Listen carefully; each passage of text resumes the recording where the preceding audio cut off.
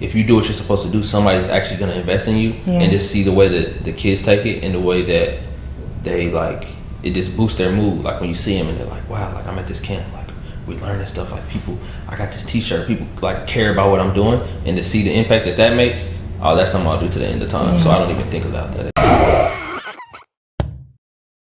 Before we get into this episode, I know you've been struggling with the idea of starting your own business and launching a premium product that you know is going to transform lives.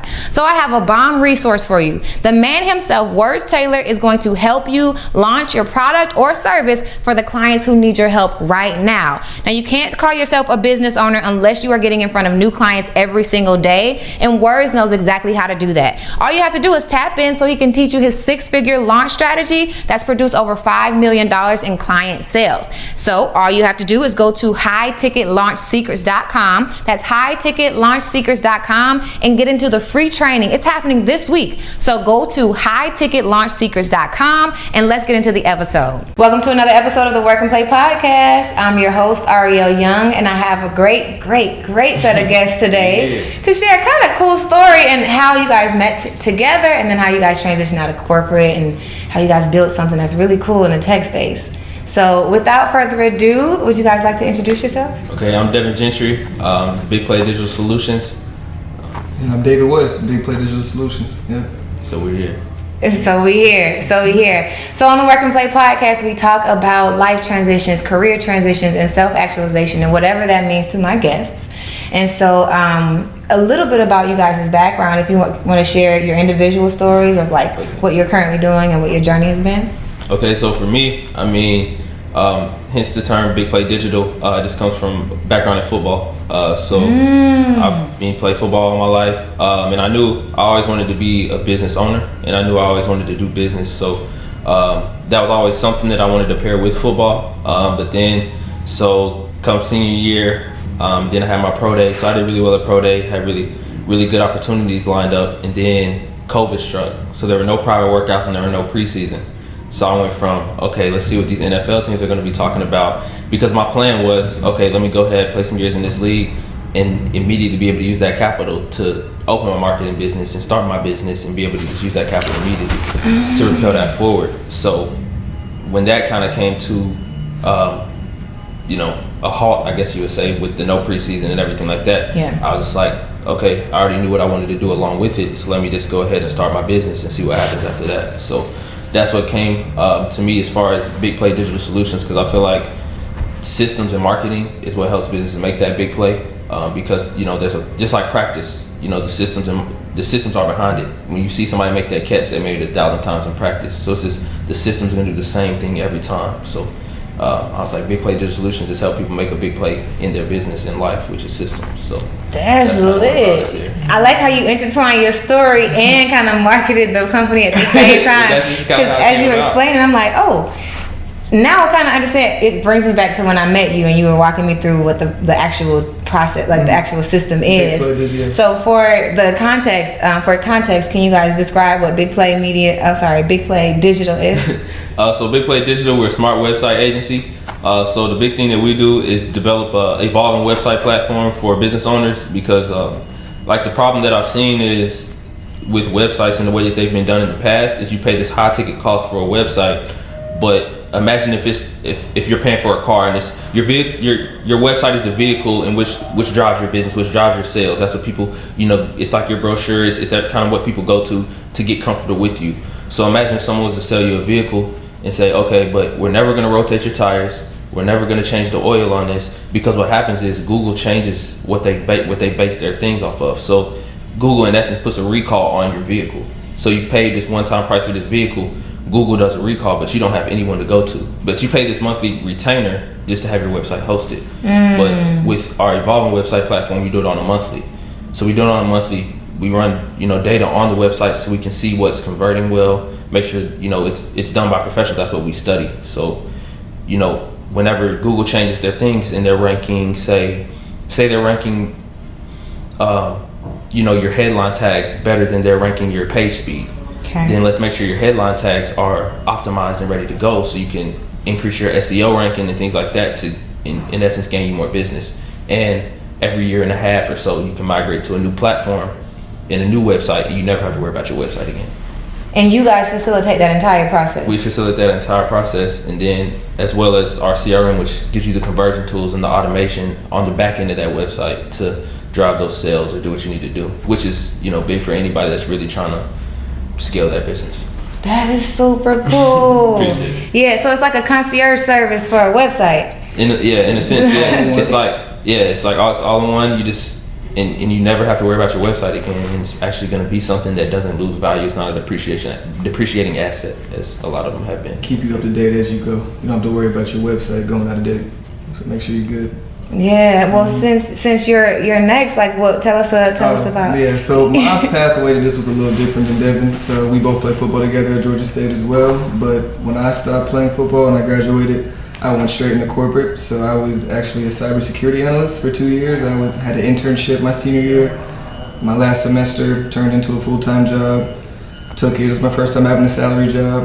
I thought it was cool. It was a great learning experience. Mm-hmm. But COVID happened. We had to move into the house. You're working from inside, remote.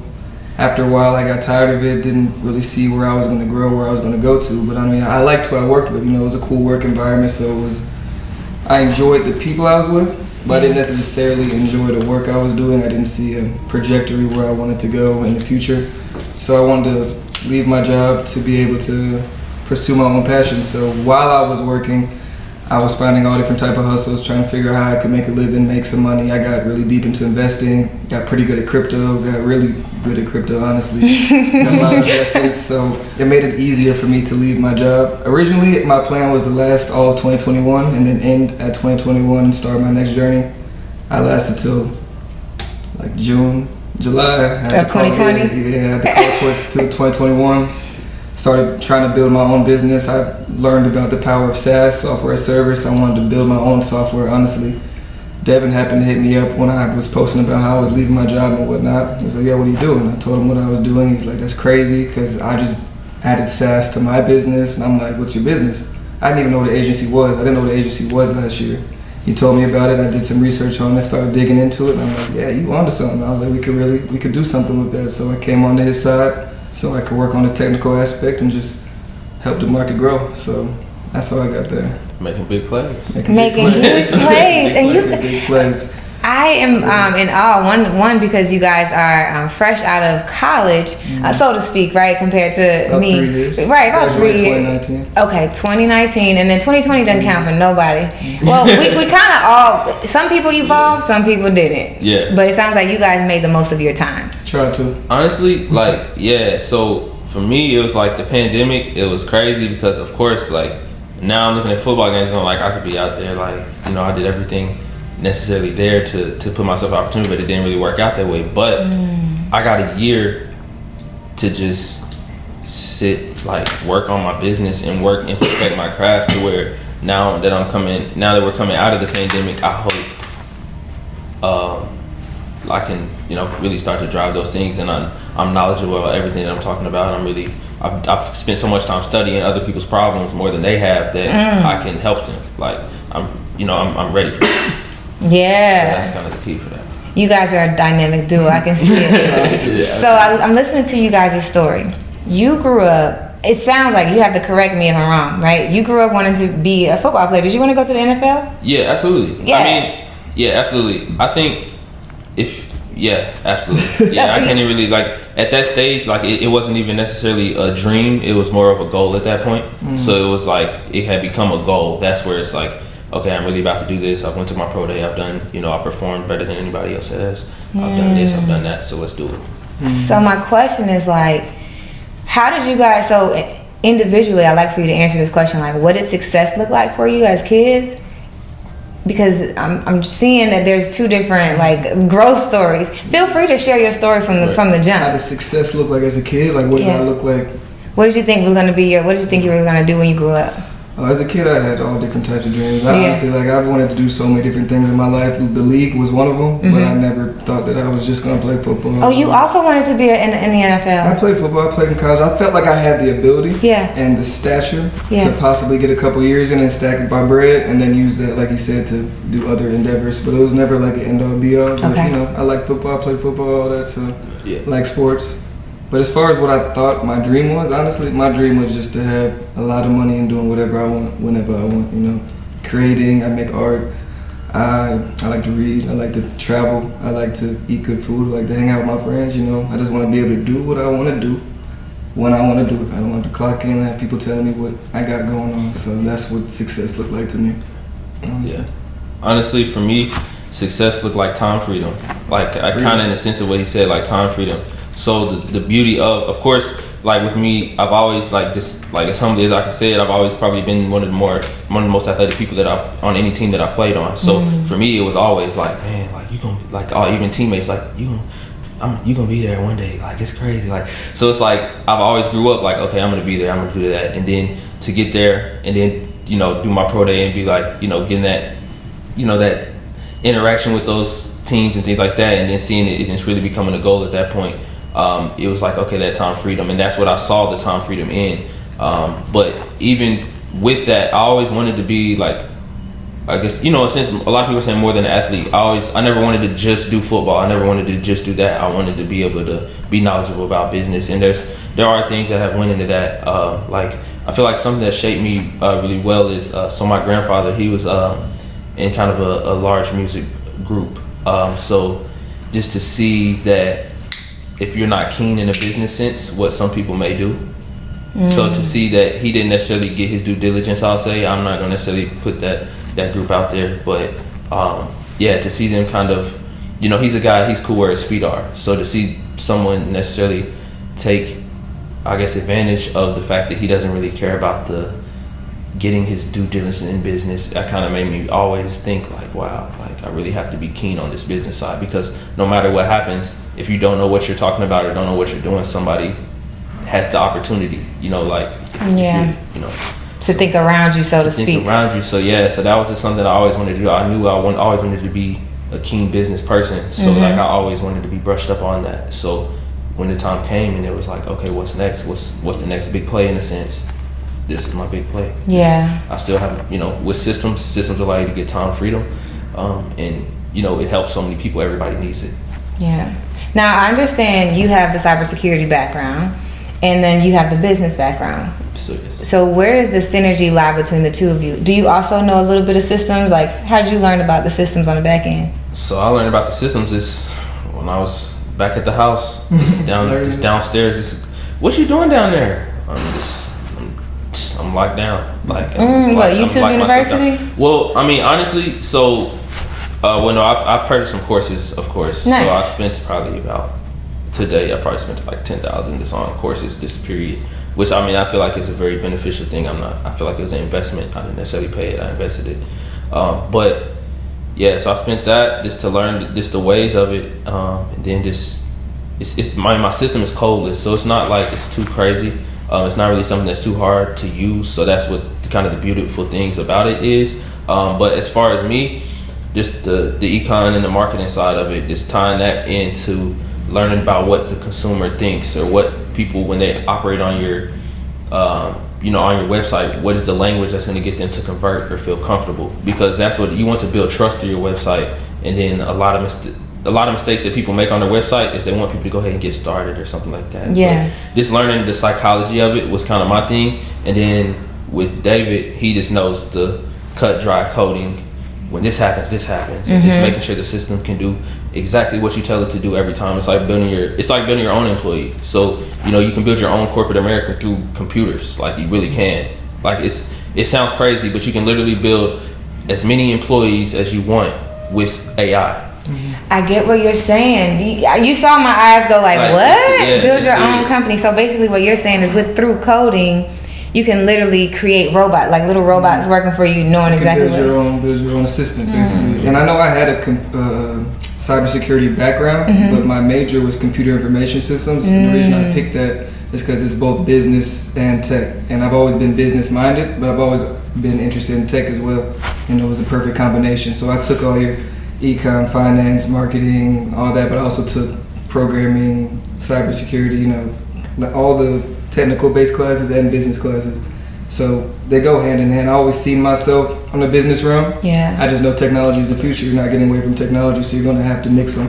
Yeah. So I make sure I learn tech as well. And my dad was really into technology too. He was an electrical engineer. So I grew up seeing him with all his tech gear all the time. So it's kind of like written that I would be in that sense as well. But I've always been business minded too. Like I had my own lawnmowing company when I was like 11, just because I wanted to make my money. You know, I was flipping candy like every business kid did. So I did all that too. That's the cool thing about you. As well, so. You had a bunch of jobs and a bunch of like side hustles. I've been hustling my whole life. Your whole time. Legal hustling. Yeah. I love it because you guys both bring that entrepreneurial spirit. Yeah. You both bring this creativity, this sense of creativity. Mm-hmm. You both bring that teamwork, that like sportsmanship. And then y'all both bring like the desire to create this business together. Like, and it sounds like it's going to grow into so much bigger. As I'm hearing you explain like your background, and even you went straight into corporate. Yeah. What were you molding yourself to do while you were in college? What was I molding myself to do? Or were you just kind of taking classes? It's gonna pay off somehow. I focused in application development and cybersecurity just because I knew those were the most lucrative and the most like you can do a lot with it. Like, 'cause I honestly didn't know what I wanted to do, so I just did the broadest, most lucrative one so that I could just step into whatever made sense. That's how I got into cybersecurity. I didn't know I was going to do that my junior year. Okay. I just stepped into a good internship role. They liked me there. It was smooth. It was the easiest way I could get to a salary job without having to worry about everything going on. So it just made sense. Like, I had no idea I was going to get to there. It just ended up there. So, were you at the point where you got you were offered a position? Were you thinking you were going to be an employee long term, or what were you thinking about doing with that opportunity? I was interning for experience, and then I was like also applying for a bunch of other jobs as well, and it just made the most sense. So I interned my second semester senior year, then I graduated, and they brought me back to intern again in the summer. So I did that, and then the opening applied while I was also applying for other jobs. So I was like, I might as well apply for this too, because I'm working here. I got that job. I got a couple more that I applied for as well, but that was just the most comfortable. They wanted to see me grow.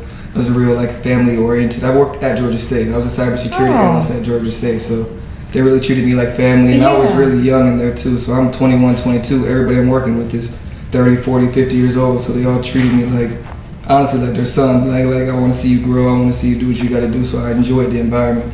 Nice. So that's how I ended up there. And it was cool. I learned a lot. It was first time like being in the cubicle, in work environments, traveling, meeting businesses, doing all that. So it was great to learn. It was a great learning experience, but I could not do that long term. So that's how that happened. It was just another stepping stone in my life.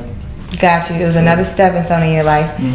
But I really didn't know. I had no idea. I was just learning and living life, and I consider myself an avid learner. I learn every day. I try to keep myself up to date. So I just knew something would make its way to me. Yeah, you led your life. You led your life very in the present, but also knowing that you wanted more. Yeah. And then you also have like you were introduced to corporate and the cubicle life in a way that still kind of was supportive. For sure. Which a lot of times it wasn't your typical corporate instead, so it was different. It was a little different for me. That's dope. And I think that's a blessing because it prepares you. Do you feel like you're, compared to you guys as peers, do you feel like you're way more like mature, more like? I feel like I hang out with people like myself. I don't associate with people that aren't on to what I'm doing, that aren't doing what I'm doing. So if they aren't at my level or higher, they're not in my circle. So maybe if you want to talk about the general public of our age, for sure, but not who I am. Not your surroundings, so you wouldn't know. What about you? Yeah. Even like in college, we were always in the same circle. Whether that be for football or just for the group that just meets up, eats chicken wings in the caf and just talks about what they want to do with their business. Like we were always in the same circle, so it's never like everybody that I truly associate with is building something. Yeah. So it's like I don't care what you're building. Honestly, like I just want to be around people that are building something. Like I just like the mindset of someone like just doing something with your life. Trying to like.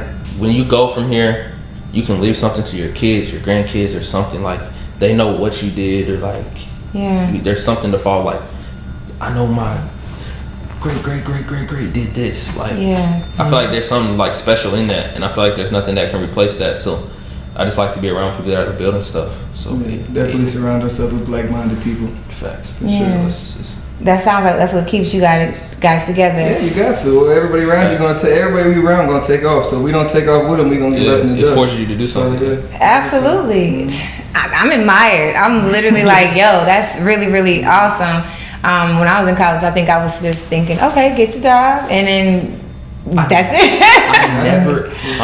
I've never thought about like getting a job. People be like, what job do you want to do? And I'm like, what job do you want to be when you grow up? I'm like, yeah. I want to be like I want to be my own boss. I want to build a business. But with that comes, I'll never talk down on someone making an honest living. Like I'll never, honestly, that happened. My mom probably doesn't even know it, but it was like in a drive-through one time at McDonald's actually. So we're in the drive-through at McDonald's, and then it happened to be, I think, a woman that she kind of had some beef with in high school or something like that. And she was, my mom, she's kind of well known in the city of Louisville. So, me as a young kid, I was like, yeah, and now look at where you are and look at where she's at. And then she was like, no. She's like, you never talk down on somebody making an honest living.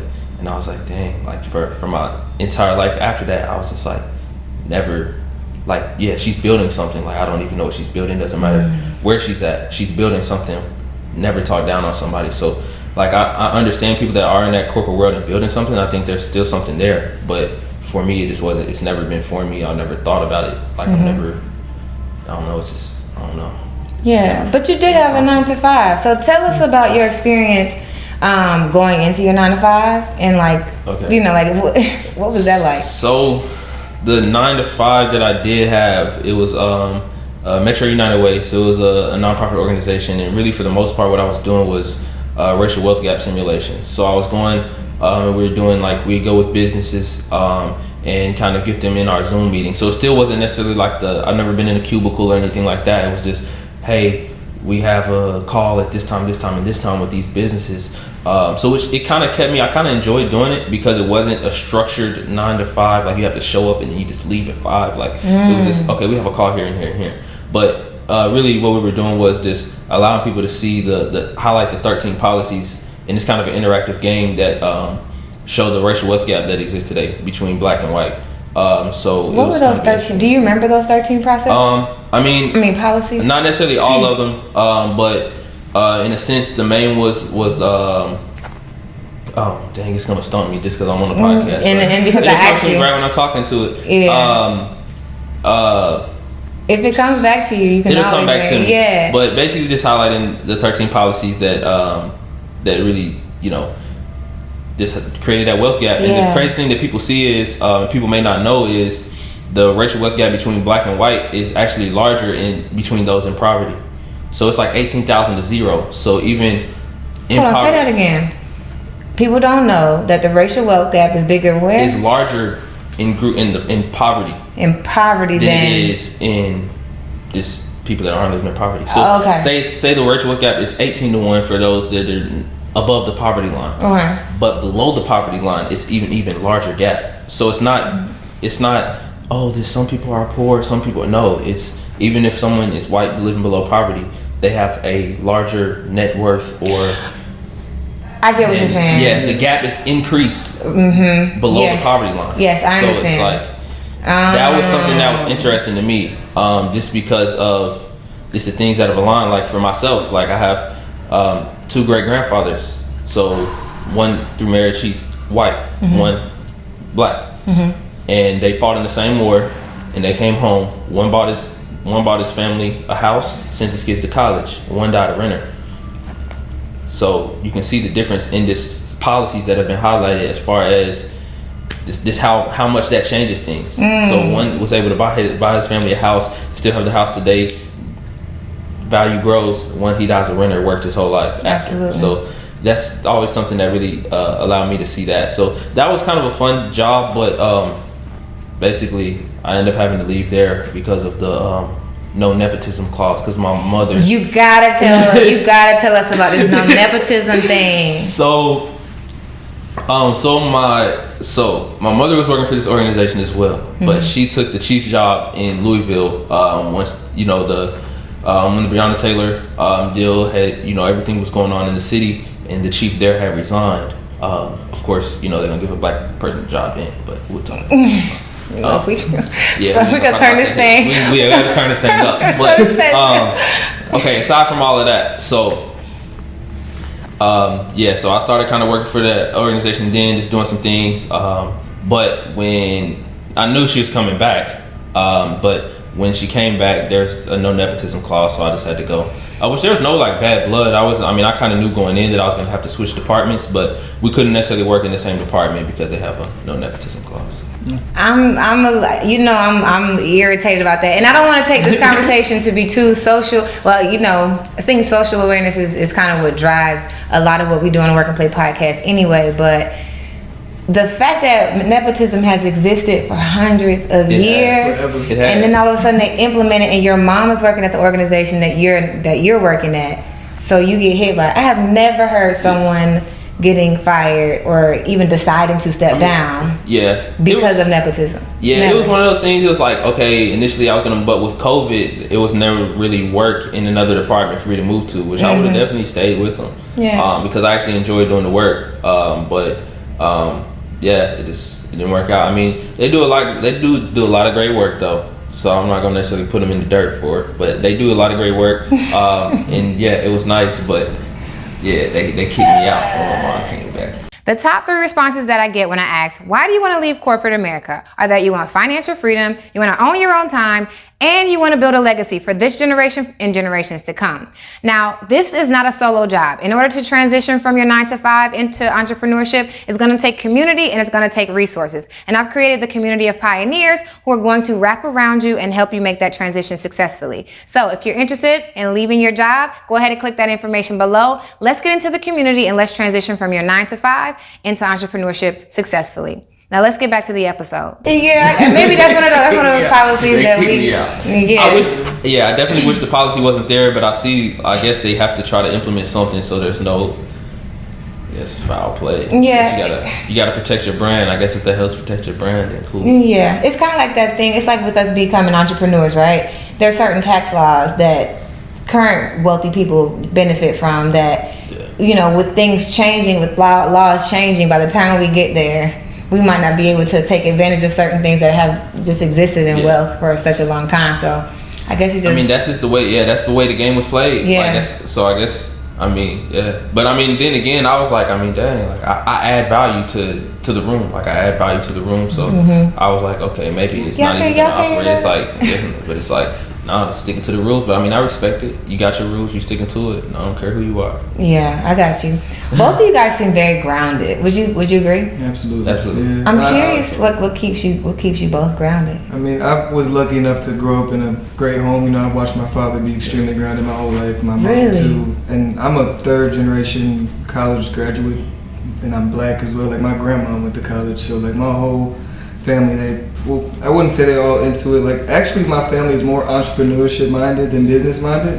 Like a lot of them was, and my dad actually watched a lot of their businesses fail, or like some of them did well, but a lot of them like were hurt from it, and I think that's what shook him into not taking that route. But he was very successful, like as far as working. He's been working my whole life. I always watched him grind every day, leaving the house at 6 in the morning, 7 in the morning, getting home at 8, 9 p.m. every day is like when I'm young. So I've watched that my whole life. So it's kind of just like I have no excuse. I know what you're supposed to do. I know how it is. I know what you need to do to be successful. So I don't know how to not be grounded, honestly. I've just always been about What myself. does grounded mean to you, though? Grounded to me means I have a mission and a purpose, and I'm constantly working on it. So I'm not out of line. Like I do what I gotta do. I have fun, but I'm focused. I'm doing what I gotta do. Yeah, I hear when you express it, I hear work ethic, I hear drive, and then you even mentioned mission. But I also feel like there's values driven in what you guys are doing, especially when you tell me the story about your mom at McDonald's. It seems like there's values that hold you guys down as well. Oh yeah. So like, what are some of those like key principles you guys learned growing up? Key principles. My dad used to always say, do it right the first time, so you don't gotta do it. You don't gotta do it double the time the second time. Just little stuff like that. Like just do what you're supposed to do, so you don't gotta do what you don't want to do. Like, okay. Yeah. It's just little stuff like that. I'm That's trying to real. think, like, you know, wake up early, do what you gotta do, focus on what you need to focus on. I don't know. I got a lot of that, and then and then for me, I feel like I always stay kind of even keeled. I feel like I get that from my dad. Mm-hmm. Like, I don't know, my dad, he's always kind of even keeled for the most part. Like, this never really raises emotions or anything like that. Like, and then like back to what David was saying, as far as just being grounded. Like, my parents were high school sweethearts, so like. I always growing up I always had that home. I always had that home situation. So it was like, you know, you get that, and then it's like my mom. She's very headstrong person. Like, she's very goal oriented, drive for it, go get it, break down the barrier. Like, I don't see glass ceilings, I'm gonna punch through it, I'm gonna go. My dad, he's just kind of reserved, chilling. He's cool where his feet are. So I kind of get like the mix of two. Like, I know I have to break down barriers, but I can still be where my feet are. Like, and just be, you know, just stay steady. Don't get too in the moment or things like that. So that's where I say, as far as like being grounded, that's how I see it. Just like you said, like pushing towards your goals, but never like just being swaying too far off either way, you know? Yeah, never just being obsessed with your goal to where like once you get it, you feel like it's just like, oh, like what I gotta do next? It's like, okay, boom. Okay, now what am I gonna do next? Let me go ahead and get this next goal. Like, it's gonna happen because of the way that the system that I've put in place and the way I'm gonna go about it. So I already know that it's gonna happen and it's destined for me. So why would I even get amped up about it? I'm gonna just keep doing it, and I'm gonna get there. And I personally always feel like I had a lot to live up to, honestly. Just like, this is what I feel like I'm capable of and what's around me, and just like the opportunities I've been given is kind of like inexcusable for me to not go crazy. So it's like I put a lot of pressure on myself to make sure I get to where I need to get to. So that's how that works. But, and your lineage is still here, right? It's like, you know, the thing that a lot of Black people don't get a chance to benefit from is knowing where they come from. You have 3 generations of success to look up to. So you have, like you said, like no excuse to like not know.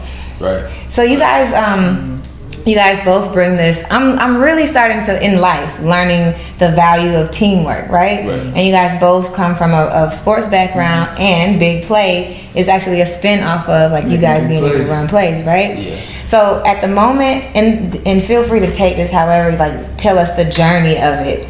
The moment you guys connect, you're still in your 9 to 5. I was transitioning. He's transitioning out. Got it. And you are looking at you are already out of the mission. So yes, so I do work for the Roger Rondo Foundation. So I do nonprofit work with that. But I mean, it's work that I'll do to the end of time, because that's something that I enjoy doing. So I don't necessarily even take that or think about that as a job, because that's just something that I actually have grown to enjoy doing a lot, and just seeing the impact that you can make in kids by just letting them know that they have somebody investing in them, because I always had that. So for me, it was like, wow, if I can show, like, if you do what you're supposed to do, somebody's actually going to invest in you, and just see the way that the kids take it and the way that they, like, it just boosts their mood. Like, when you see them and they're like, wow, like, I'm at this camp, like, we learning stuff, like, people, I got this t-shirt, people like care about what I'm doing, and to see the impact that makes, that's something I'll do to the end of time. So I don't even think about that as work. It's not even work to me. I can't imagine that being work either.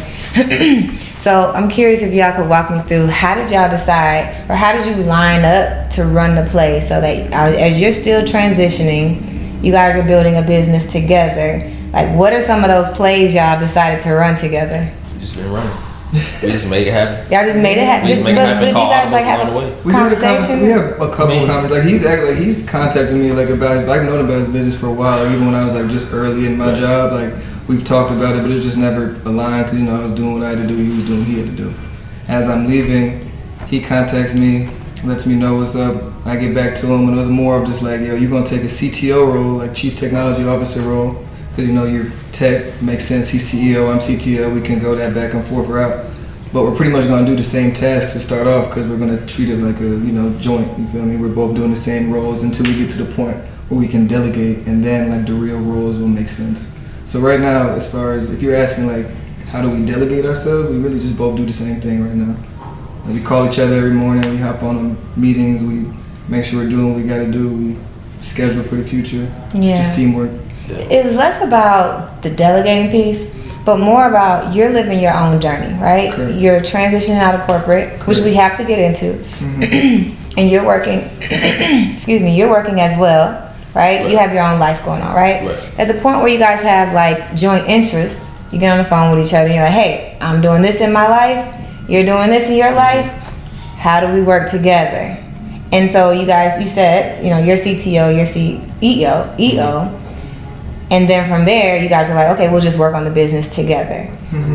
With that being said, how are you guys communicating each other's, like, your personal life, or where you guys stand in the process? How do you guys stay in lockstep in the business? I feel like I think we just naturally doing it. We can play sports the whole life. We always busy. You just boom, boom, boom, I love boom, it. You just go. It's like, not really. That's never been a question. I never really thought about that. we just be doing it. Like, just do it, man. Honestly, I mean, but like I said, we've been in the same circle for so long. It's like it's natural, I guess. Like, yeah, and anybody that's like in my circle, like, I just know the way that they move and the way that they operate, so I don't ever have to worry about anything. Like, it's just like, it's not like we're new. Like, yeah, like, we play sports together, but like you said, even to be on the sports team, like, we all hung out outside of football. Like, our crowd, our circle, we had a strong friend group that honestly never really left from like throughout school and outside of school. It never ended, so we already knew each other. Yeah, because like even on a football team, you got 100 people, like 125 guys. Some of them are your teammates. Some of them are just your coworkers. Some of them are your coworkers. Just being honest, like honestly. Now, will I do everything that I can for every single one that's in that jersey? Yes, but outside of the field, outside of the locker room, you have those people. Like, this is like, we were part of that group. We were that group that, okay, look, I'm about to go to the dining hall. Come down. If somebody wasn't at the dining hall, it was like, dang, where you at, bro?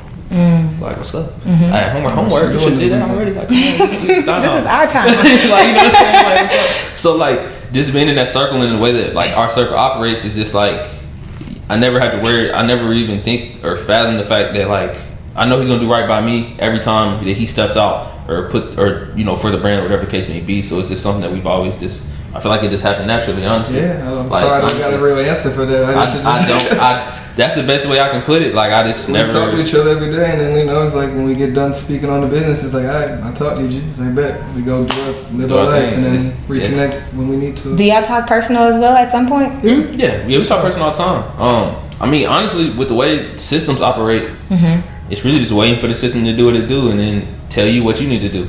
Like, after we set up the system, we've literally built our own employees. So with the systems and the automation, it's like I can book an appointment with somebody without even pulling up. They don't have to go on a calendar. It can be fully conversational, just because of the AI systems that I have in place. Really? So I just have to wait for the AI when someone sends a certain message to say, hey, you ready to book your appointment? Okay. Oh, what time works best for you? Boom. So I literally have built that out. I have so I have that. So now for us, it's just, okay, let's do some little prospecting, send out some stuff, let people know what we're doing. But in the meantime, it's just waiting for the system to do what it does. And we spend more time speaking on strategy and like marketing and just like future goals, honestly, than the actual technical aspect. I've used more of my business side than my technical side since I've been with Devin, to be honest. Like, I use my technical side, but it's not as needed as the business and marketing aspect of what we're doing right now, since we got so much in play with the tech.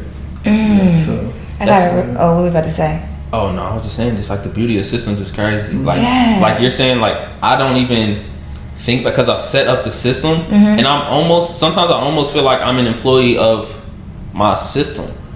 Like, I don't know, do you ever feel like that? Like, I've built out the system, but after that, because the system tells when me. I worked as a cybersecurity analyst, we basically a lot of the tasks we were doing was building the AI. Like, the AI worked for us, but while working, like, this certain tasks we would do would actually build the AI. So like, you're kind of working for the AI, and the AI is working for you at the same time. Like, I worked to build out the AI, but after I built out the AI, it's like, I honestly feel like, because it's going to tell me what I need to do. It's going to tell me who I need to text. It's going to tell me who I need to call. So and the AI learns from what you're doing to become more human-like. So as you do what you need to do, the AI becomes better. So As y'all are talking, y'all know what I'm thinking about? What? That movie with Will Smith. I Am Robot. It is. It's I Am. You see Elon, it's they out. literally that. Tesla bots, they coming. That's interesting. And the fact that y'all are in this space as black men, y'all are literally about to. Well, hopefully, I'll just call you if my robot starts to try to like take over. Oh yeah, I'm playing. I consider myself a technological optimist. You know, I got Only good things are gonna come to. I wouldn't say only, but I got faith in the robots. I do. That's Honestly, I think beautiful. they'll help us. I think we can work with them. That's beautiful. I have a practical question. So I hear what you're saying in terms of like scheduling things. Like it sounds like what you're saying is it's like voice recognition to say like, okay, so this is what I have going on. And what were you about to say? No, you can finish what you're saying. It sounds like there's voice. So what you're saying, it sounds like if I'm on the phone and I'm scheduling a podcast, right? And I'm like, hey, yeah, what time would you like to join? Okay, so let's set an appointment for Friday at 12 o'clock, right? And so it sounds like the AI will recognize, okay, Work and Play podcast at 12 o'clock. They ain't got that good yet. No. That's possible. We just don't have it in our system. Okay. That's not something that isn't did. You just did something. That would be crazy. Look, I'm about to sign up right now. It's more of like someone DMs you on Instagram that comes into our server in the conversations tab. And then like say they say we want to meet you at 12 p.m. It'll automatically have a little button that you could click to put it in the calendar like meeting at 12 p.m. like instead of it'll work like that. It's like that. And then as well, just nice. It'll start the conversation. So say someone says like, so say I put a web chat on a website. So I put a web chat on a website and I have a little button that says, okay, boom, you'd like to schedule an appointment. Put in your phone number, boom. Okay, let me send you. Hey, you ready to book that appointment? Yeah, I'm ready to book that appointment. And now it's gonna send you another text. It's gonna be like, so okay, what time works best for you? Monday, probably like the 13th at like 6. Say you say something like that. Okay, let's get you scheduled for that. This sound right? This date sound right? Or we don't have those times available. Does this time work for you? Yeah, this time works for me. Okay, I'll get you scheduled for that appointment.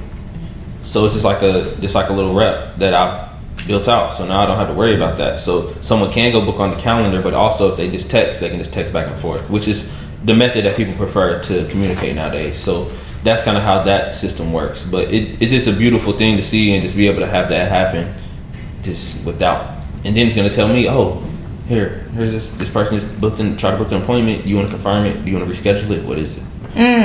So if a person has a VA right now and they want to transition into you guys' system, what's the advice that you got, or how do you transition a person from like doing everything in their business to like trying to onboard into your system?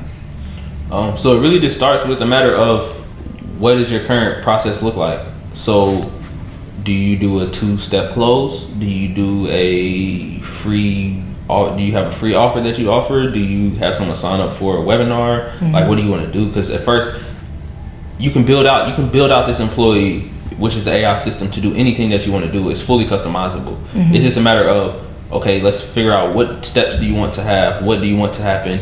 What manually needs to be done so we can go ahead and make that happen? Do we need to call you and tell you to, hey, hit one and just call them? So you can go ahead and do that immediately without having to go through your contacts and things like that. Like, it's just a matter of figuring out what works best for them, what do they want to do, and then just implementing the system to do it. Creating the rules, creating the AI, building out the system. Because once the system's built out, one thing about the system, it's going to do the same thing every time. So once you figure out what the rules are, it just follows the rules. Yeah.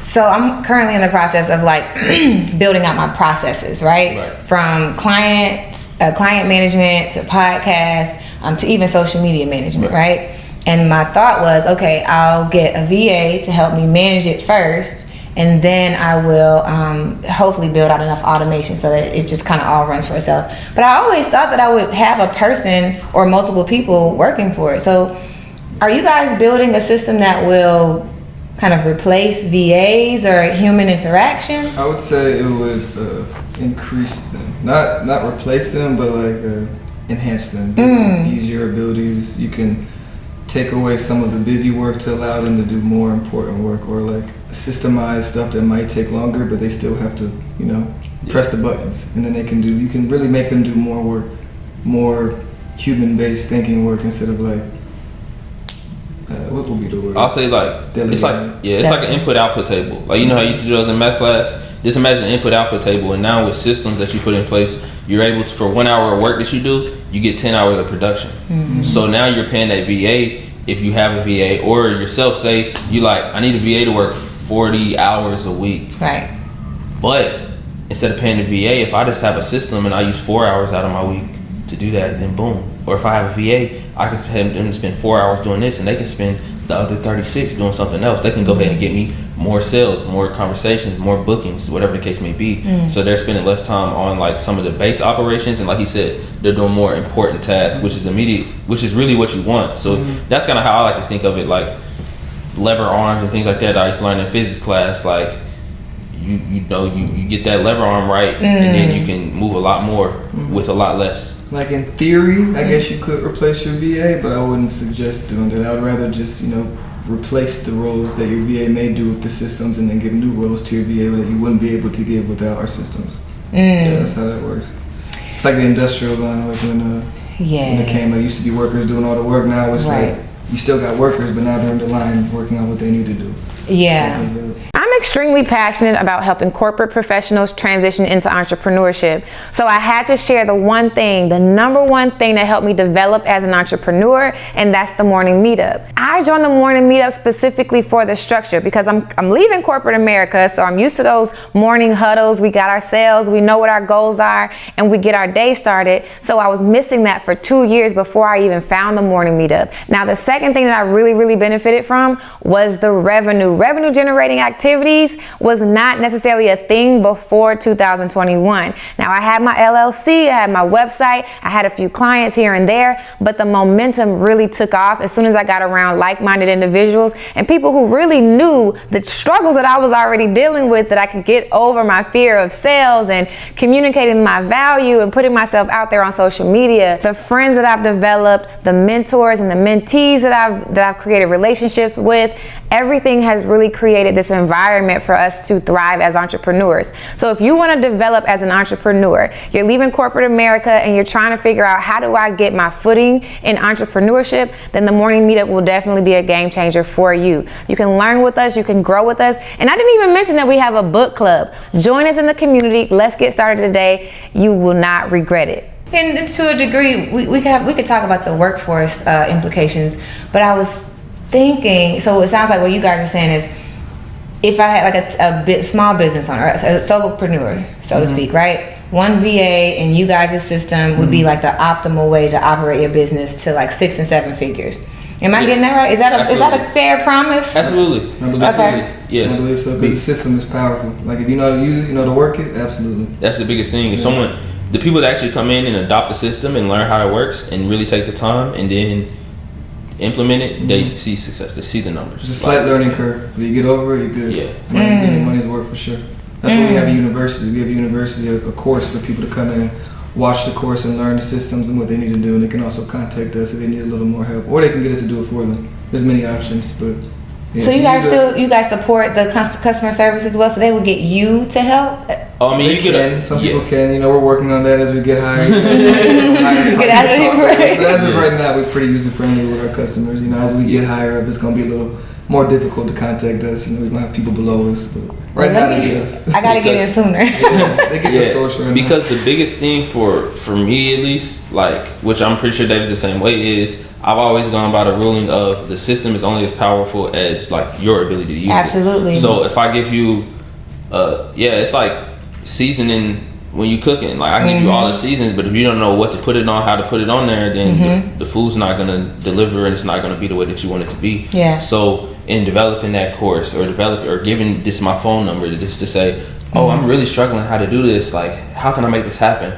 Okay, here's how you do it. Boom. Or you can watch this video to show you how to do it, and if you can't understand it then give me a call again. It's just simple things like that, because if people really learn how to leverage the system and leverage the AI and make it happen, then that's when people are really going to see the benefit. And especially like for me, I feel like black businesses really benefit. Like client relationship management is everything, and if people can learn how to leverage that relationship with their clients and provide the best experience, like, you know, every time you go to Chick-fil-A, you're going to hear my pleasure at least once. So when you go there, you're going there knowing that. And that's why you're willing to pay more for that chicken sandwich than you are for that chicken nugget. Yeah, it's customer experience. It's customer experience. So that's what kind of the way that I think of it. So that's the way that I head as far as just going about it. I thought you were going to say something. I thought you were going to say something too. You said Chick-fil-A. I thought I had Chick-fil-A this morning. They was not hitting. But you're going to go back? But you're going to go back. Yeah, because you trust them. I'm going to go back, but they were slacking this morning. Chick-fil-A, y'all got to do better. But Yeah, I mean, but it's just creating that experience where you know, like you're gonna get, you know, he knows the next time he goes back, like this off the rulings and this off the way that he's operated so many times with them. I do agree. That he's gonna be okay for sure. Yeah. He had me thinking about football. He was like, as a matter of fact. I mean, but you got like now, like when you go to Chick-fil-A, like you ever went to Chick-fil-A and you came home and then you was like, you didn't have one of your sauces in there, and then you was like, "What?" No, facts. It's like you can't even enjoy it. I'm vegan, so I do the fries, but I'll do the fries, and I used to do that in the Chick-fil-A sauce. Yeah, but honestly, Chick-fil-A, that's one of the places you get your bag and you don't gotta look if there's a straw. You don't look because you know there's a straw in there. Yeah, Chick-fil-A, there's gonna be a straw in there every time. I feel wrong looking. But like everywhere else, I'ma check Chick-fil-A. I'ma just drive off. Straight up. Yeah. Because they have a system in place that does the same thing every time. That person puts the sauce in there. Like that person, they have the person that puts the sauce. They have the person that tells you my pleasure. They have the person that takes your order. Then they have the person that makes sure that you're in the right place in line. Like they developed a system that works for them. For sure. What's you guys' brainstorm process? Because you said earlier, and I love it. You think about the customer's problem more than they think about it, right? What's you guys' like brainstorm process as you even was building it from the ground up, or even now? How do you guys ideate? So he built it from the ground up. He made it real easy for me to step in and just help out from there and like take it in as my own business as well. So he had the ground up part. But as far as our process, I feel like we just talk like it's normal day business, and then it comes from there. Yeah, because like for me, even though I'm like CEO or things like that, like my biggest thing was, especially like when it came to like thinking about like just having David as like this business partner, like going forward, it was for me like I don't want to have the best idea in the room. So like I have no problem like just with the custom values. So David just thinking of a way to custom values is to help people implement some things into their business quicker and faster. Like we can change our onboarding if we do this with some custom values in the system, which is just kind of a coding thing. But it was like, okay, cool. What do you need? How much time you need? Like how much time you need? So okay, boom. You be the CEO of that. I'll do what you do. Like I'll take over these operations. I'll do this. You just put your manpower over and do that, so we can figure that out. So that's always the way that I wanted to go about it. Like this to like, so David knows like at any time like he has the freedom to like. When I was coming in, I remember he was telling me, he was like, I want you to treat this like it's yours. I remember I was asking like in the beginning, like how we want to do this. Like you want to be like, are we delegating stuff? And he's like, no, like I want you to look at this like it's your business. Like whatever you feel like you're doing, like we can speak on it. Like it's both of us together. Like this is a team thing for real. Like, and we'll just go from there. If you got an idea, shoot it at me. I'll shoot my ideas at you. We figure out what we want to do and just go from there. I feel like I never want a work environment like where I can't like. I want to be in a work environment. My dream is to have. So say I got 100 employees, we got 10,000 clients, and I say an idea, and one of my employees says that's a terrible idea. I think we should do this, and then we go with their idea, and then that idea propels us even higher. Like that's what I want. I want that kind of environment. I don't ever want an environment where someone feels like I'm a higher up. Like of course there has to be there has to be some kind of hierarchy. Like you don't want too many chiefs, but understanding the positions and who's doing this and that, but like still just understanding like it's a safe environment where you can tell me anything and we will be okay. Like we'll work to it. Like that's my ideal environment.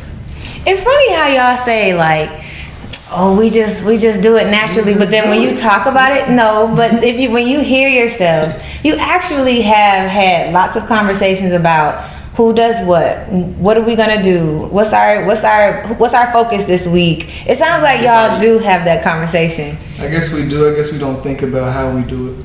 I think it's fair to say that y'all have to sit down and think about it. Well, we've built the process. That's the power of AI. We built the process, so we don't even have to think about what are we doing this week, what are we doing this, because we know every time someone books an appointment, this is gonna happen, and this is gonna happen, and this is gonna tell me to call this person. It's more like learning from the experiences we're getting to continue to make the business better. That's what we talked about at this point. But that's still from a tactical perspective. It sounds like now that you guys are getting to a place of like leadership, having the conversation about building a team, and once you're in a room with a bunch of people, maybe then it'll be a good time for y'all to like sit down and say, what philosophies are we bringing into this organization? And now that you think about it, what do you think your philosophies would be as you bring it together? Big play. I mean, I feel like our philosophies is we're here to give people big plays. We want to be someone that's like, we're not your typical service or systems people. We're we're laid back, we're people friendly, we're real. We want to be like that type of business. Like y'all know what you're getting. You're not getting a robot. You're getting people here to help y'all get to what y'all trying to get to. We're legitimate. We really care. I think that would be a philosophy of ours. We want to be cool. We want to be young. We want to be techie. We want to take off. Yeah, that's yeah. We're trying to implement blockchain into our stuff, crypto, NFTs, all that. So we're getting deep as far as what we want to do. But yeah. I guess our philosophy would just be innovation. I play innovations. I want to be the most innovative. I feel like innovation wins. Like Netflix, Blockbuster, what happened? Innovation. One didn't innovate. Like I feel like that's just the biggest thing. Like I just want to be the most innovative business, and I feel like the only way that you become truly like innovative and making new things happen is by having like the open environment, like I stated, because there's somebody in the corporate world right now that has $1 billion idea, but they're scared to talk to their boss about it because they think their boss will talk to them funny. Just like what was it, the Flaming Hot Cheetos? Wasn't it a janitor? Really? Yeah. In the company? A janitor in the company said he was like a Mexican guy. I've heard the story. It's like he got like and he took some seasonings of something. Yeah, he took the seasonings from home. So he took the Cheeto bag, took the seasonings from home. I hope this story is true. Something like that. It's something like this though. So basically, he took the seasonings. We're gonna freestyle on this story. He took the seasonings from his house, seasoned up the regular Cheetos, sealed the bag back up, took it to the owner, and then was like, "Look, like boom, here I got this thing that I want to show you. Like it's gonna go crazy." And then, lo and behold, Flaming Hot Cheetos comes around. But like, what did they do to create that environment? Yeah. Like, there's somebody out there there's probably somebody out there that has $1 billion tech idea, but they're scared to go tell their boss because they're scared that their boss is gonna be like, "You're crazy," and you fire him or something, or steal their idea, like that's just the nature of it. So I always want to have that open environment to where you can just build and grow, and I feel like that's where true innovation comes from. I feel you. I think open environments definitely allow for that like free spirit conversation to be had, and because you guys are young techies, you can pretty much like bring in other young techies who are a part of that same team mindset when it comes to hiring. So sometimes I feel like a dinosaur, especially talking in these innovative conversations because I've been so corporate. But I always think of hierarchy and like how do organizations work together, and I specifically think in strengths. Right? This is even me as a social worker. So when I look at you guys, you know how to play well with each other and communicate. Right. What would you guys say are you guys is like, and I usually don't even use the word weaknesses, but as I think about it as a puzzle piece, what would you guys say are your strengths and weaknesses that play on each other that make it like strong? Strengths and weaknesses. Okay, so strength wise, I feel like my strength is just staying even keel. I never get too riled up. I always stay even keel, and I'm always looking to, just improve still. Like, but I'm never get too down. Say like a week doesn't go as planned, I'm still okay. I'm like, what's up? Let's get back at it. As far as the weakness, like I don't know what's one of my weaknesses. A weakness of yours? Yeah, we're gonna do some business therapy. He probably got a weakness he ain't told me about. I'm trying to think. I'm honestly thinking right now. I'm not good at thinking about weaknesses. I don't think I have weaknesses. I don't think we do either. My weakness may be we're young, we're new, like we don't have as much experience. But I guess that's a double-edged sword because we're innovative. And it's a great thing. Differently than other people. So I would say our only weakness is our inexperience. Maybe we freestyle a little too much. Who was he talking to? We talking to I think it's at the Invest Fest. It was like, we're in the tech space, we're in the marketing space, we're young and we're black, but we're young and we're black. It's a little he said, harder, and it makes so much sense. Like, it's just a little harder. It's a bigger step you gotta take. But we're young. But I never say black is a weakness, black is power. But with that being said, like, it makes it a little harder to sell high ticket sales to people who are used to seeing different people when they're getting these type of businesses. Yeah. Right? Can y'all really provide this value, y'all? Yeah. I guess you're young and you're black. That's what I was saying. But you're young and you're black. Like, you know what you're talking about for real? So that's what that. So just really just bridging that gap and then I don't know if that answered the question. It did. It was. Because globally, what you guys did tell me though was the value in you guys that you guys are bringing to the market, right? Right. For you guys to be young black techies and building something that's super valuable for individuals out here as entrepreneurs, we should look at you guys as a dynamic duo, and there's lots of value in that, Right. and you guys are powerful in that.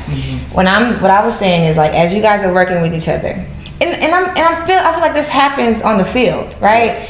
You have defensive players, you have offensive players. Depending on the player, they might not be able to play defense, they might not be able to play offense at any given moment. But you have some players who can do offense, defense. When you guys think about you guys is like you guys running a play, and you're like, oh, I'm the faster runner.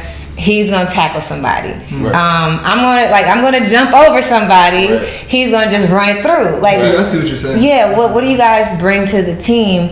Because you're thinking tech. Like, you're like, oh, no, this is how the box is gonna look on the back end. If you say, hey, can we make the system do this? And you're like, Yeah, okay. so, and that's how I'm envisioning it. But I would love for you to tell me, like, how does that work? Okay, so I'll say this. For me personally, I'm more so on that marketing side and the psychology aspect of the consumer or the client, or just helping word things. How do we want to word this? How do we want to make this happen? How do we want to do this? He's on the side of, okay, how can we make this process more efficient with the tech? How can we cut down on our onboarding time? How can we make this happen? So it's like, hey, like this a couple weeks ago, it was like, oh, I just seen this new thing that we can do to decrease our onboarding time by probably this much. So just off of his thing, we were able to take out a 1 hour onboarding session that is no longer needed just because of the advances that we made. So imagine how that happens over the course of getting 100 clients. So that's 100 hours of time that we can do something else on. Yeah, I think Devin may be a little more macro. I'm a little more micro when it comes to things. You know, he's like the big picture, and I'll take the big picture and see what I can do to implement the big picture to make it better. Yeah, that makes Stuff sense. like that. That's beautiful. Look at you, you did some more therapy. We just figured it out. We didn't even know necessarily what to put in terms. You guys work so organically well. Like, and even being with y'all, I can see the energy just flows. But then as you guys build this thing bigger and bigger and bigger, knowing what seasonings you guys are putting into the pot really helps, because then you can run the play at a larger level, because then you got 100 people counting on you to know what y'all are doing, and you're gonna be in Italy, you're gonna be in Africa, and y'all still gotta run the same play. Just run the same play. Yeah. That's it. I guess that is like the craziest thing that we're in that phase now of, okay, now we know what system needs to be built out, we know what needs to be done, but now that's when he says he's tapped into the micro aspect of, okay, but how can we make this do it faster? How can we do this better? How can we make this more efficient? How can we make the user understand the value in this tech, because they're not going to know this foreign language? Cause that's one skill I feel like I have. I feel like I can speak to the common person and connect them with the tech side, because I know both realms. So it's stuff like that. That's beautiful. I love it. I'm getting to understand how this works. It's like this big muscle, and I'm like, wait a minute, what's in there? Yeah. It's a fun process. We're learning. As you see, we're definitely learning as we go. I feel like we get better as far as filling each other out from the business, and how do we want to operate the business aspect every day. Just because there's something that comes up that's new, like still to this day, because we haven't been doing it for that long. We were talking about this yesterday at the Invest Fest. Like, someone had said something during the presentation about just doing and not like trying to learn. And it was like, we really just do. Like, half the time we don't know what we're about to do. We just like, we're gonna do this though. We're gonna figure out from there. So we take the step forward and then figure out from there. It's more go and then plan and go. Even though we do try to plan and go. Because my thing was, honestly, when it comes to just doing and not being afraid of what comes with it, like, I put 22 years of my life aiming to go play professional sports.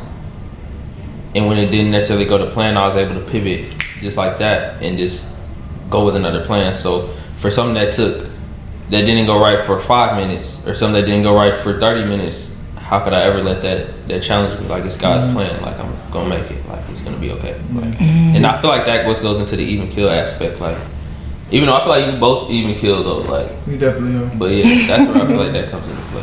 Like, yeah, and it's not as easier. It's easier said than done, because I've seen so many friends, not just friends, but just like colleagues or just people, athletes in general, who the transitions from being an athlete to going into either corporate or just non-athlete, making money in a business or anything, is not the easiest route. A lot of people are just football, or basketball, and if they don't get it, they're like, I just spent the last 15, 20 years just thinking about nothing but football. Now I'm in the real world. I don't know what's going on. So his like the ability to transfer from that to what he's doing now was very quick. Because, you know, he said he was in the pro days and whatnot. So he was this close to making it. And then COVID hit. And he could have very easily just didn't know what he was doing. But he picked up a business, did what he had to do. That's why I was so easy to join him. Because I'm like, yeah, I know you are about your stuff. You know, I've seen it. I've been watching it for the past year. You do anything, I'll come help you out. Definitely. We've been tapping in. Yeah. That's lit. I specifically am interested in that shift because you had a salary. I did. The IV fluid. I told him it's like an IV fluid. I had to pull it off. I did. I was in the hospital. It was pumping well. I had to pull it off. I had to go eat on my own. Yeah. What was that transition like for you? How did you get there?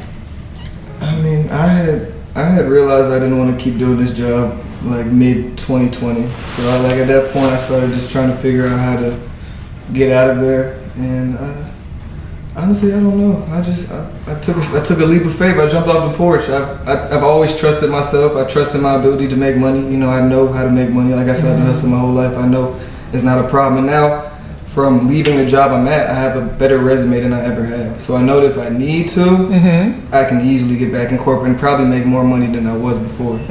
So it's like, I have a pretty good backup if I need to. You know what I mean? I don't need to. I don't plan on it. I never planned on it, but I'm just saying it was kind of easy for me because like, I just trust myself a lot. And like I said, I learned a new skill in investing. I got really into crypto, investing in crypto. I made a good bit of money off that. It helped me be like, okay, I can leave for a while, you know, and be okay. But you said pull the IV. Tell us about, because that's like you're basically saying you were dependent on it, like that was your lifeline at one point. I mean, not dependent, but you know, when you go from not having a job or not making salary to making salary, I was making $55K a year. I've never seen nothing like that. You know, making money. So constantly knowing you're making your money every month, and you know you're good, you know you have an excess of money because it was easily covering my rent and everything, and I had money on top of that. I was able to travel, buy stuff, yada yada yada. So you get used to that little IV fluid, but I knew that the ceiling was not where I want to be. Like I saw that I could probably get a little more money, get a little raise here and there, but it's not really what I wanted to do, and it was taking up my time. Like it got to the point where I couldn't do it anymore. Yeah, I was waking up every day working. And I was just like, this isn't me. Yeah. I'm learning all this stuff for this corporation. I could just take this time and learn what I want to learn and then put that into my stuff and make even more money. Yeah. So it was like, it wasn't too hard of a transition. My parents probably took it harder than I did.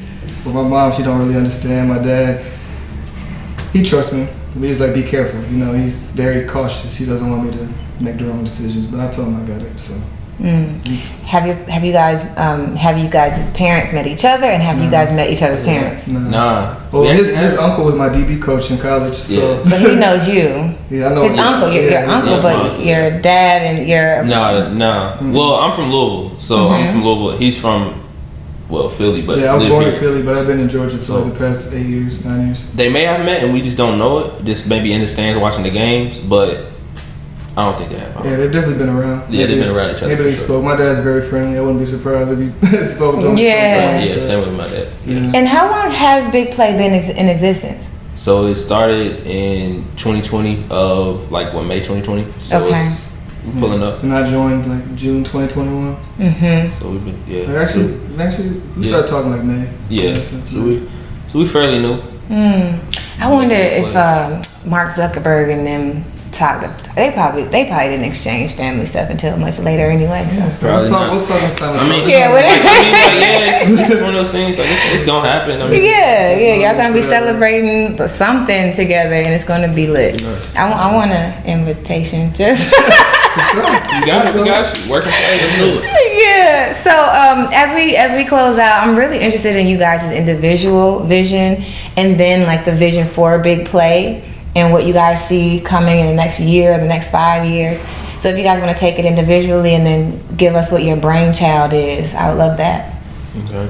So for me, like my initial vision for Big Play, I just want to get to 100 clients. I just want to see 100 businesses really use AI, implement it, and actually, grow and see the growth that it can make happen for them. That's kind of just what I want to see. I mean, we work hard every day, just trying to better the system, better everything, better the process to make it, as easy as it can be for a business to succeed. So now that we've done that, so much of that, just being able to see it go into action and get to that 100 client mark, I think that'll be a really big thing for us.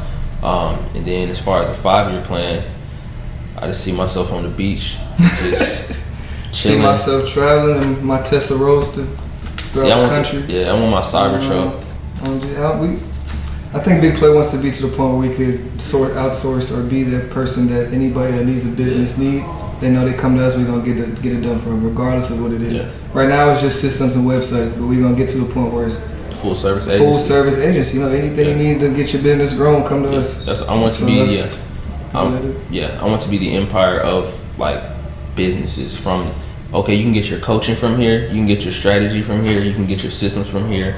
Everything that you need to start your business. So when someone is sitting up in one of these work buildings and one of these tall buildings and they say, man, what can I do to get out of this job? I'm really sick of this. You can do this and then you'll be good to go. You'll have everything you had. But of course there's no substitute for skill and hard work. So like it's gonna take that person to buy in and put some hard work in. But they know that we have the system and the processes in place to help them go from I don't know even what I really need to do to I'm doing it now and I'm making it happen. So that's my vision, or it really are both of our visions, is just create a full service agency where you just one-stop shop, truly. And I feel like that's the ultimate big play. That's amazing. Have y'all heard of TechBridge? It's a nonprofit here in Atlanta, and they have a technology career program. But what you just said was like huge for like people who need support, like life support, hard skill support, business support, and then the whole thing. Like you start off here, get your coaching. When you graduate from your coaching, now you get your business. You need your business. We got you. The tools you need for your business. Create an entrepreneurial university in a sense. You need content, we got you. You need anything, we got you. You need space, we got you. I'm so with it. That's amazing. That's amazing. Woo, I'm excited. I'm glad it was on here. Y'all heard it first. So, if there's someone who listened to you guys' stories individually and they identify with you individually, one, how can they get in contact with you personally or individually? And then if they want to sign up for a Big Play and you guys' services, how do they contact you guys? Okay, well, there's many ways you can contact me, really. You can find me on Instagram, Devin Gentry _ at DEVINGNTRY _ and then you can get in touch with me there. You can DM me Smart Site, and you'll be on there. You'll see that in there in my bio, and that'll kind of propel that conversation from there. You can go ahead and get started that way. You can visit our website. We'll drop that URL probably down here below, so you can just go ahead and tap in with that. And just look at our smart website concept and to see how evolving platform is the wave now, and just how much it'll help you with your business. You want something that's gonna adapt and move as time goes on and as the rules change that Google has. So we can't necessarily beat Google, so we got to join them, and that's what we do. Okay. Yeah, and if you'd like to contact me, my Instagram is __DW3, and my email is dwest at Big Play Digital Solutions. And he said how you can contact the business, so you got that already. So there you have it. Thank y'all so much for joining me on the couch. One, you gave me a different way to look at work and play. You gave me, and the reason I say that is because the way my life is set up, I know what work and play looks like for me. I like to jibber jabber and make money at the same time, right? Right. But you guys give me a sense of like camaraderie and collaboration and just teamwork that I need to add to my vision. So I appreciate that 100%. Yeah, I feel like just the definitely makes it easy. Like it makes it much easier. Especially like for me coming into the entrepreneurship game, I thought I was gonna be doing it solo, so I had that solo mindset. I'm gonna build this. I'm gonna do what I gotta do. But coming in with Devin and having that partner, that like accountability partner, as well as just helping you out in that process, definitely makes it a lot easier to join into that entrepreneurship role. You just gotta do it with someone that you really trust, or it could get sticky. Because like the biggest thing, like if you see like the Warren Buffetts and the Bezoses, like when I said I'm sitting on the beach in my 5-year plan, like Bezos and Warren Buffett said, if I make 3 good decisions a year, imagine how many good decisions you make to make your business work. Imagine if you could just be on the beach because of cooperation. You had to make 3 good decisions a year, and you got a multi-billion-dollar agency. Like that's the wave. Like, and now with David, I got to make 1 good decision a year because he might have 2 that year. That's lit. So if I bring another person on, I just gotta make one good decision a year. Like it just flows like that. Like snowball effect. It's because they develop people. They've created a culture where other people have good ideas too. So like that's where I feel like the cooperation aspect comes into play because. Hey guys, it's Ariel from the Work and Play podcast. If you're getting any value from this channel, and I mean anything from the tutorials to the podcast to the random videos that you see on this channel, then I just ask that you do one thing. Please subscribe. Subscribe and share this to anyone that you think this resonates with, and drop a comment below so I know what other things that you want to see next. Now let's get back to the episode. All these billions of dollars, he makes 3 good decisions a year. What? I want in. Yeah. Like I want in, and all it is a system.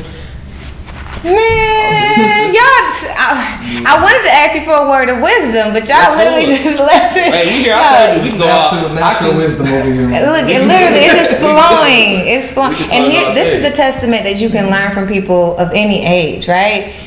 Because I'm learning from you guys as you sitting across from me, like actively learning about collaboration, actively learning about communication, because it seems natural, but there's so much that goes up under there. I'm just looking at it individually. So before we get up out of here, would you guys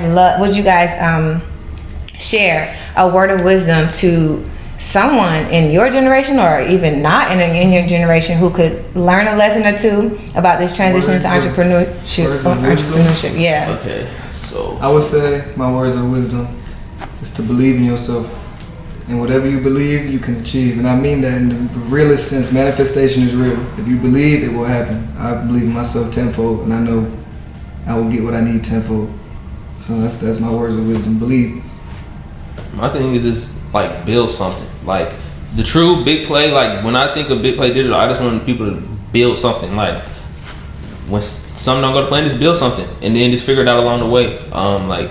You can never go wrong with building something because even if it falls over, you still got the pieces. Like, but if you don't start building anything, you don't even have any pieces to build anything on. So like, you just gotta just build something. Just keep going, build something. It don't matter if you what my age. Like I'm getting into tech marketing and I'm 23. Like you can do it. It doesn't matter if you 80, 23. Just start building something. Like you can never go wrong with building something. That's just something that I always keep in mind. And also say continue to learn. Always learn. You can learn anything on YouTube. YouTube University is real, and read books. If you can't read books, get some podcasts, get some audios or something, but get out of your phone. Like just learn. Continue to learn every single day. That's all you gotta do. Facts. And put it into play. Don't just learn. You gotta learn and put it into play. And then we reading that Who Not How in the morning meetup joint. So like now that I think about it, like I was really thinking about it, he's a who. Like absolutely. Without David, I would have to know so much more tech stuff. But like I really think of like my friends as the cloud. Like tap in. I think it's like my friends as the cloud, like because I've always been a person. Yeah, like my dad, he's really like if the water heater is messed up, let me look up a YouTube video on how to fix the water heater. Go fix the water heater. Boom, I done fix the water heater. Me, I'm like, I know somebody that knows how to fix the water heater, so boy, why don't you cut your own grass? Because I know somebody that cut grass. So like he's a who because he's the cloud. Like if somebody asks me, do you know how to do coding? Do you know how to code this? Yeah, I do. Why? Because I know how to call David, so I know how to do it. Facts. Like, don't be afraid. Like that's what I feel like, especially like Black culture. We need that. Like we need to invest in our who's, find our who's, and stick with them. Like that book is really good. Who Not How. Collaboration over competition. Yeah, collaboration over competition every time. Collaboration over competition every time. Thank y'all so much. I couldn't have said it better myself. Well, absolutely. Thank you so much. Thank you guys for listening, and thank you guys so much for watching. Until next time, look, go out and do everything that these guys have said, because you can get everything literally started in your business with just by believing in yourself, learning as much as you can, finding your who, all of this great stuff. But until next time, peace out, guys.